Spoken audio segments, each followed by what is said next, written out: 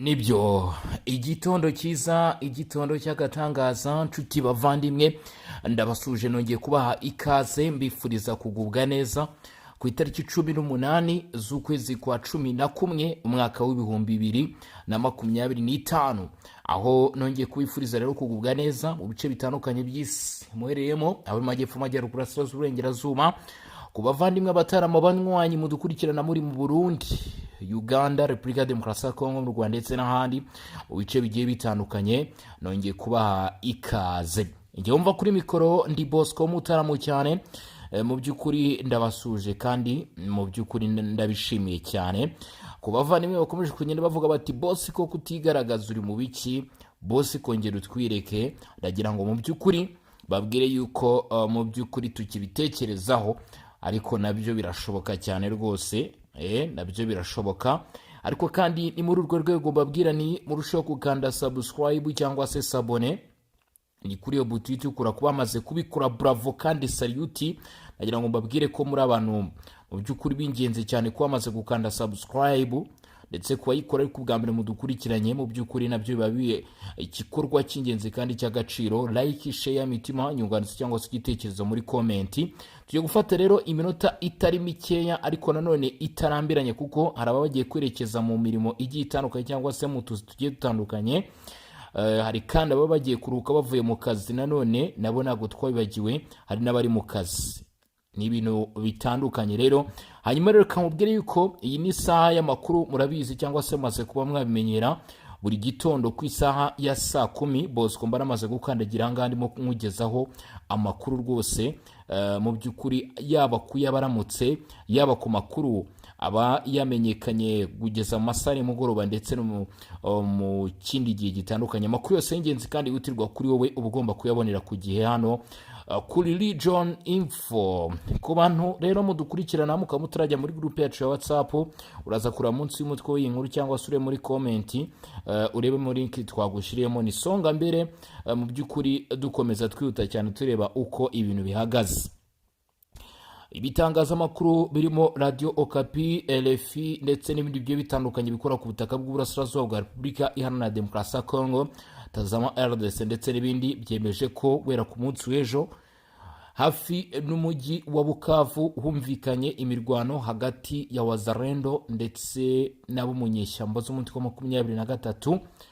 Ni mu gihe kandi amakuru atugeraho atugaragariza yuko igisirikare cy'u Burundi FDNB, abasirikare babo cyangwa se ingabo z'igisirikare cy'umundi FDNB zikomeje kurangwa ndetse no kwiyongera mu bikorwa byo gucunga no kubungabunga umutekano mu bice byo muri Kivu y'Amajyepfo, by'umwihariko umujyi wa Bukavu ukaba urinzwe cyane kugeza kuri iyi saha. Mwabantu mwe, turaza kunyarukira ku bijyanye n'ikibuga cy'indege cya Goma. Societe civile irahatira guverinoma gukora ibishoboka byose bakongera gufungura iki kibuga cy'indege. Ni kubw'izihe mpamvu turaza kubirebera hamwe nabyo. Naho kandi Shabunda, imirwano yongeye kuba yumvikana hano muri ibi bice. Nanone abaturage kandi bashyira igitutu kuri guverinoma basaba yuko guverinoma yakwirukana inyeshyamba zo mu mutwe wa 23 zirimo zerekeza ndetse hano muri ibi bice bagashyiramo imbaraga. Ni mu gihe kandi mu by'ukuri bavuga ko biri ngombwa cyangwa se hasabwe ko indege zirimo drones zongera mu by'ukuri guhagurutswa zikajya guhagarika umwanzi ariwe wa 23 hariya muri biriya bice.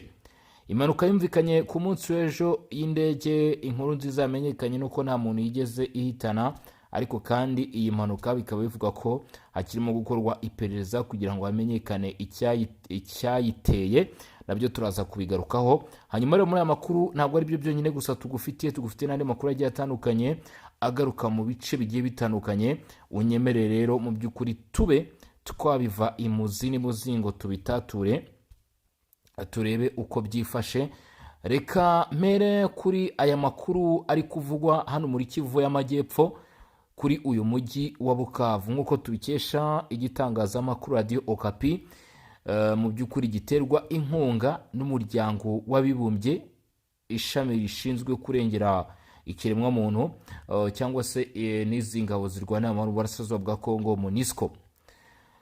biravuga ko kuri ubu ngubu nyuma y'uko humvikanye imirwano kandi nanone hari ingaruka imirwano yaje guteza ku mugaragaro ubwo byari kuwa mbere tariki 17 ugushyingo cyangwa se ukwezi kwa 11 ku muhanda Bukavu Miti Hombo, biravuga ko hari ibitero byahagabwe kuva mu gitondo, ndetse ibi akaba ari ibitero byagabwe n'abigometse ari bo 23 umutwe wabarizwe mu ry'uruzi rwa Kongo.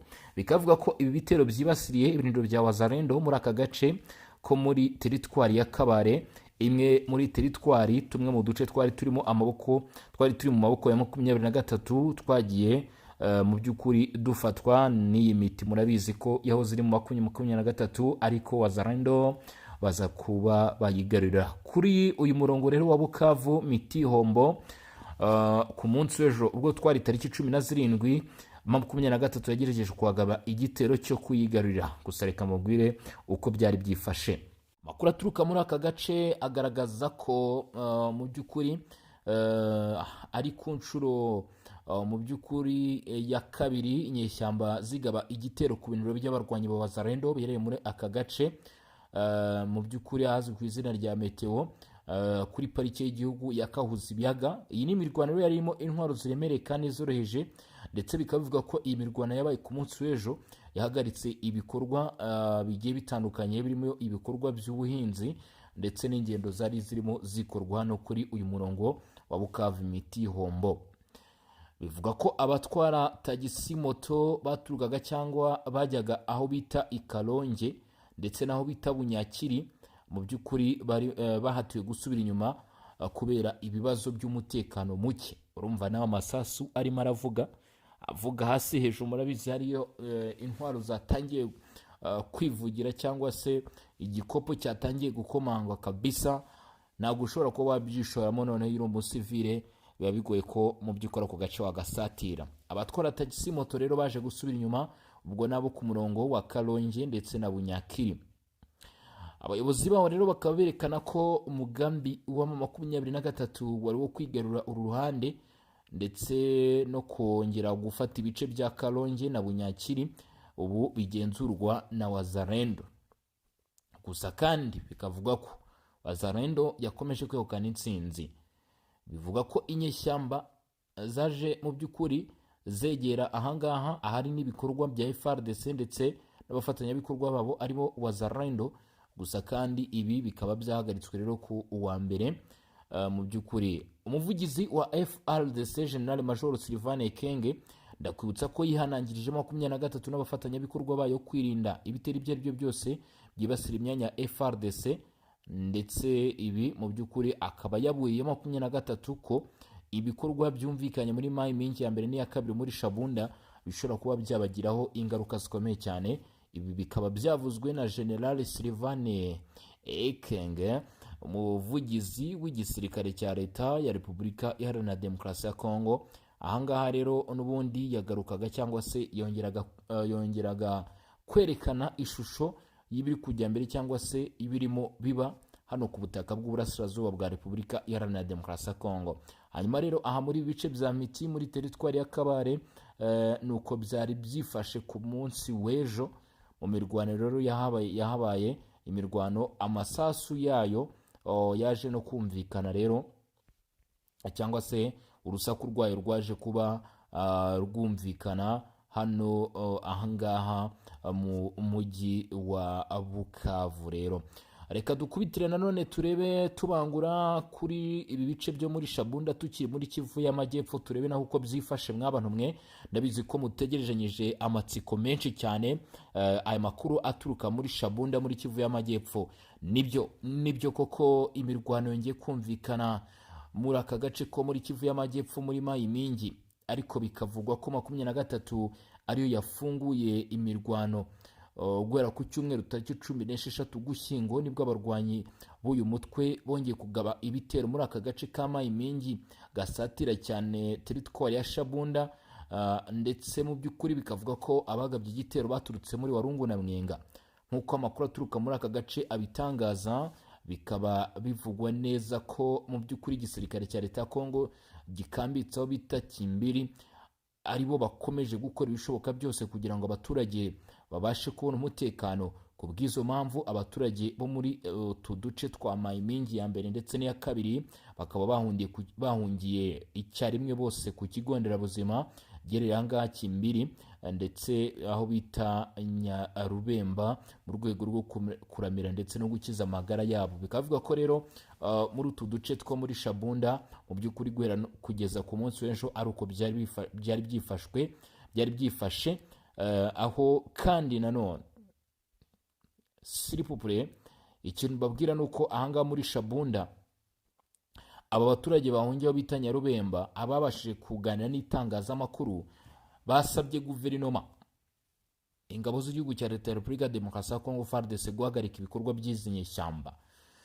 Bivuga ko rero iyi Mayimingi abaturage benshi bari muri imidugudu iherereye hano ndetse no hafi yaho baje guhunga, yewe n'abari bari muri aka gace kuko ni igice cyegereye Warungu, bakaba bagaragaje rero guhunga ibice byagezemo izi nyeshyamba zo mu 2023. Gusa FARDC ikiva aho bita Kimbiri ikaba yatanze mu by'ukuri amakuru ivuga ko mu by'ukuri ibi biza gukorwa mu gahe gato cyane. Ikindi kandi ugomba ko wamenya General Sylvain Ekenge Bomusa nawe yaje kubigarukaho avuga ko uku ari ukurenga ku mahame, ari ukurenga ku masezerano ndetse no ku bikorwa bigiye bitandukanye byo guhagarika imirwano yabiherutse gusinwa, yabibyatsinwe byose.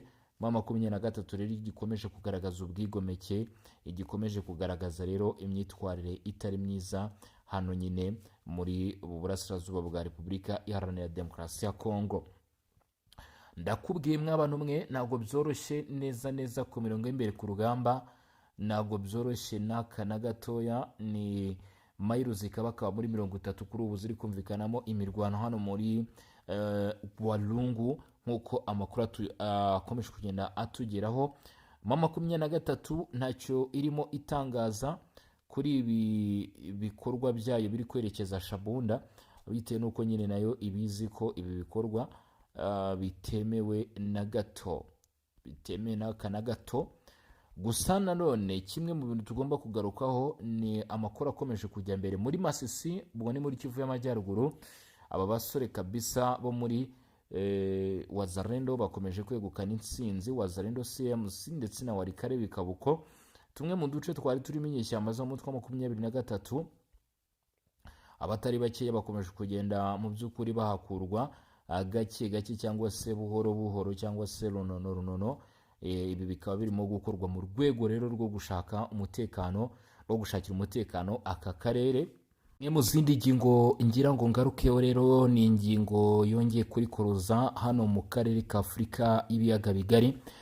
Guverinoma y'u Burundi iravuga ko ikwiye kwinjizwa cyangwa se kwicazwa ku meza y'ibiganiro by'u Rwanda na Repubulika ya Demokarasi ya Kongo kugira ngo izibe icyuho ku masezerano y'amahoro ibihugu byombi byasinyanye i Washington. Icyuho aya masezerano yaba yarasize Burundi rero bukavuga ko mu by'ukuri nk'igihugu cy'igituranyi cyangwa se igihugu kibanyi n'u Rwanda, igihugu gituranye na Repubulika ya Demokarasi ya Kongo, gikora hagati kuri ibihugu byombi kandi mu buryo bugaragara, ndetse igihugu kizi mu by'ukuri iyo ibibazo biva naho bijya kandi kigira uruhare mu ikemurwa ry'ibibazo. Burundi bukaba bwavuze ati birakwiye kandi ni ngombwa ko natwe tugomba kujya dutumirwa muri izi nama kandi tugahabwa ijambo rishoboka iryo ari ryo ryose. Gitega yemeje ko yifuza kwinjira muri ibi biganiro biciye muri Minisitiri w'Ububanyi n'Amahanga wayo bita Bizimana Edouard. Mu kiganiro ruka kugirana n'itangazamakuru Deutsche Welle, aho agaragaza ko mu by'ukuri bikwiye ku itariki 27 Kamena uyu mwaka nibwo u Rwanda na Repubulika ya Demokarasi ya Kongo kwibutsa ko byasinye amasezerano y'amahoro nyuma y'ibiganiro ibihugu byombi byari bimaze igihe bihurizwamo na Leta Zunze Ubumwe za Amerika. Nyuma yo gushyira umukono kuri amasezerano, imirwano irakomeje mu burasirazuba bwa Kongo hagati y'ururi ry'ingabo zirwana ku ruhande rwa leta y'iki gihugu rurimo FARDC, FDLR, Wazalendo, FDL nayivugwamo, ariko kandi Kinshasa ikavuga ko idakorana nayo. Minisitiri Bizimana ubwo yarari Kinshasa aho yari yitabiriye inama mpuzamahanga y'akarere k'ibiyaga bigari, yagaragaje ko nubwo u Rwanda ndetse na Repubulika ya Demokarasi ya Kongo bimaze amezi 4 bisinyanye amasezerano y'amahoro, hari icyuho kigaragara icyo cyuho kikaba mu ishyirwa mu bikorwa ryayo, ndetse ngo Uburundi bukeneye kugira ngo buzahure icyo cyuho. Ati ntekereza ko hari ibintu bitarangira kandi ndizera ko numvise n'abaturanyi bacu babivuga, hari ibintu bitarakemuka, bityo ntekereza ko akarere, Uburundi n'abandi bafatanyabikorwa natwe twifuza kuziba icyuho cyagaragaye rwose ku butaka. Nta kintu na kimwe kiri gukorwa, turi kugerageza gukora ikintu gifatika ku butaka. Umukuru wa diplomasi y'u Burundi yakomeje avuga ko nubwo igihugu cye kitagize uruhare mu masezerano ya Washington, hakenewe andi nkayo nayo nacyo kigomba kugaragaramo. Ni ukuvuga ngo Burundi nabwo bugomba kuba bwagaragaramo. Ati amasezerano yasinywe Washington ntabwo tuyarimo, ariko ndatekereza ko amasezerano yatanga umuti urambye rwose agomba kuba ari mu Burundi n'abandi bafatanyabikorwa bari ku ruhembe kandi bagizweho ingaruka n'amakimbirane yo muri Repubulika Demokarasi ya Kongo mu buryo butaziguye. Uburundi bukaba bugaragaza ko bwifuza kwicara ku meza y'ibiganiro bya Kigali na Kinshasa, mu gihe u Rwanda rubagaragaza nk'inzitizi ku masezerano y'amahoro rwasinyanye na Kongo Kinshasa, ngo bitewe n'uko Uburundi bugira uruhare mu ntambara yo mu gihugu cyo muri Repubulika Demokarasi ya Kongo. Murabizi ko Burundi bukorana na FARDC, byo Kigali tishimira. Mu by'ukuri rero ibi ni bimwe mu byasabwe n'u Burundi. Hanyuma rero tukiri hano mu makuru akomeye cyane akomeje kugenda avugwa mw'abantu mwe, reka ngubwire ko hari amakuru yabashije kuba yamenyekana cyangwa se yajya hanze. Aya makuru ni ayahe? Ni amakuru ajyanye na bamwe mu basirikare ba leta ya Repubulika Demokarasi ya Kongo. Murabyibuka ubwo twari mu nkundura, ubwo 23 yarimo yinjira mu mujyi wa Goma, hari bamwe mu basirikare bagize batya bahungira mu gihugu cya Uganda. Amakuru yabashije kuba yatugeraho cyangwa se yamenyekana nuko bamwe muri bo ku munsi w'ejo, bamwe muri bo ku munsi w'ejo rero baje kuba mu by'ukuri bacyurwa cyangwa se habaho ko mu by'ukuri baza gutaha nk'uko birimo bigaragara. Rero ibitangazamakuru bigiye bitandukanye byakomeje kugenda bigaruka kuri iyi nkuru. Ngira ngo mu by'ukuri bavandimwe, banywanyi, bataramukazi, muba mukeneye amakuru nk'aya ngaya kugira ngo nyine mumenye uko biba byagenze. Natwe rero tuba twagiye mu by'ukuri tukakugerera ikambere rwose kugira ngo tubashe gukurikirana uko biba byagenze. Ni kimwe mu bitangazamakuru byo muri Repubulika Demokarasi ya Kongo byakurikiranye iyi nkuru natwe twifashishije. Ni nyuma y'amezi hafi agera ku 10 Goma mu by'ukuri igeze mu maboko y'umutwe w'inyeshyamba za 23 cyangwa se iguye mu maboko y'inyeshyamba, nibwo rero bamwe mu basirikare bari bahungiye muri Uganda. Kuri ubu rero habaye ko mu by'ukuri bashyikirizwa igisirikare cya leta ya Kongo. Iki gikorwa kikaba cyabaye ku munsi w'ejo ku wa mbere, ubwo byari tariki 17 z'ukwezi kwa 11 cyangwa se Ugushyingo. Abasirikare ba Kongo bashyikirijwe ku mugaragaro abategetsi ba Kongo ku mupaka uhuza Uganda ndetse na Repubulika Demokarasi ya Kongo. Ubwo nta wundi ni umupaka wa Kasindi Rubiriha muri Kivu y'Amajyaruguru. Muri aba basirikare bari bambutse umupaka wa Uganda mu gihe cyo kugwa kwa Goma no mu yindi mijyi yo mu majyaruguru ya Kivu kugera mu kwezi kwa mbere, ubwo ibice byahaga mu kubinyishyamba za 23. Bivuga ko rero mu by'ukuri iki gikorwa cyakozwe imbere y'abayobozi bagiye batandukanye ku ruhande rw'abasohoka cyangwa se abashinzwe serivisi z'abasohoka n'abinjira, yaba ku ruhande rwa Uganda ndetse no ku ruhande rwa Kongo. Abayobozi bari bahari bakurikirana uko byari bimeze, harimo guverineri w'ingabo bita Evariste Somo mu majyaruguru hano, General Mugisha Joseph wari ushinzwe ibikorwa bya Skora ya mbere Granor, ndetse na General Stefano wagize uruhare mu bikorwa bya FARDC ndetse na UPDF. Guverineri w'intara Kivu y'Amajyaruguru yashimye uruhare rwa Uganda mu kwita kuri aba basirikare ndetse no kubakira ubwo bari basaba rero ubuhunzi. General Major Samo Evariste akaba yavuze ko rero mu by'ukuri baje kwakira aba basirikare kandi bishimira mu by'ukuri imbaraga za Uganda ndetse n'ubwitange muri ibi bikorwa byabereye ahangaha. Rero nk'abantu mwe nuko byari byifashe.